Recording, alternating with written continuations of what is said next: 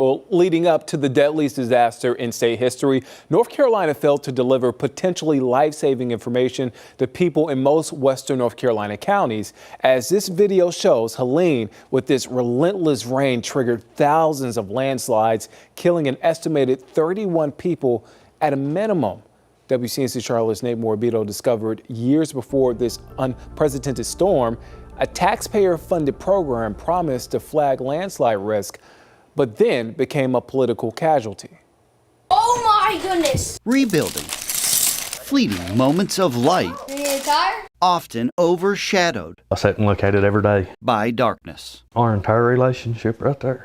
Jamie and Melissa Gwynn spent most of their marriage inside this Avery County home. Bought in 2018, high above the river, they felt safe, even during Helene. We never thought nothing about the mountain coming down on us. Today, Jamie, it literally hit and just took the house. Can't bring himself back. It's the worst pain you could imagine in a split second. Jamie and their son somehow survived multiple landslides that day. Me and River ended up down in the river. Only for the last one to take Melissa's life. By the time I looked back, she was gone. The life they built destroyed by something they didn't even know posed a risk. Without knowing this, it literally upended my life. Scientists wanted to prevent this. This came from a small piece of earth that slipped way up there. David Cordy and his small team are now playing catch-up. Follow a mountain stream channel. Geologists have spent the last 7 years rebuilding the state's landslide mapping program. An even greater challenge now, but also more critical than ever. There were signs that this has failed before, yeah. Their goal is to inventory every landslide in western North Carolina history, like this one in Buncombe County, caused by Helene. They tend to happen near where they've happened before. They started posting their finished maps online in 2021. Think of them as a warning system. Could be 100 years, could be 10,000 years, could be 100,000 years, could be 10 years. An indicator of possible future danger. It's not meant to scare anybody, it's just meant to improve our decisions. It's a concept state lawmakers first embraced 2 decades ago,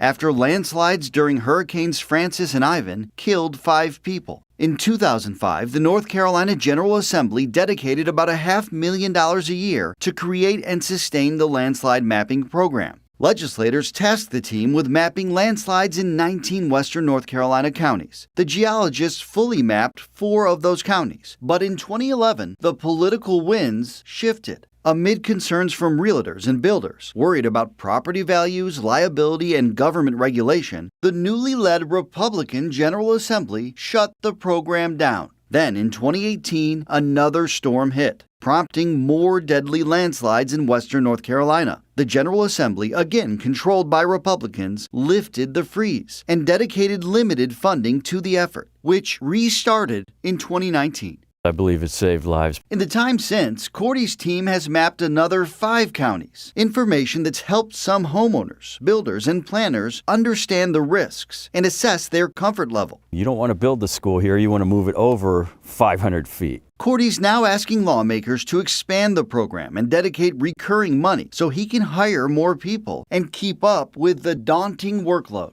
At the same time, it's hard not to look back and wonder, what was the impact? It probably decreased awareness. How many other counties geologists could have mapped had lawmakers not stopped the program for 8 years? At a pace of 1 per year, that's roughly 8 counties. By the time Helene hit, most counties on this side of the state were unmapped. I'd give anything if that would have already been done. Including Avery. That would have changed my entire life. With no warnings about their property, Jamie and River Gwynn lost their foundation. To me, she was perfect.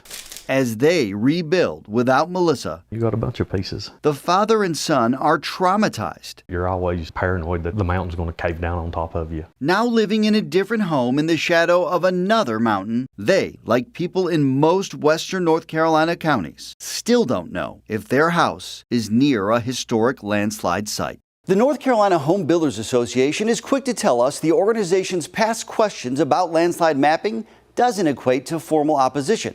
A spokesperson told us NCHBA supports efforts to identify and communicate landslide risks so that communities, property owners, and builders can make informed decisions, saying, quote, "We share the goal of keeping our fellow neighbors out of harm's way." Nate Morabito, WCNC Charlotte.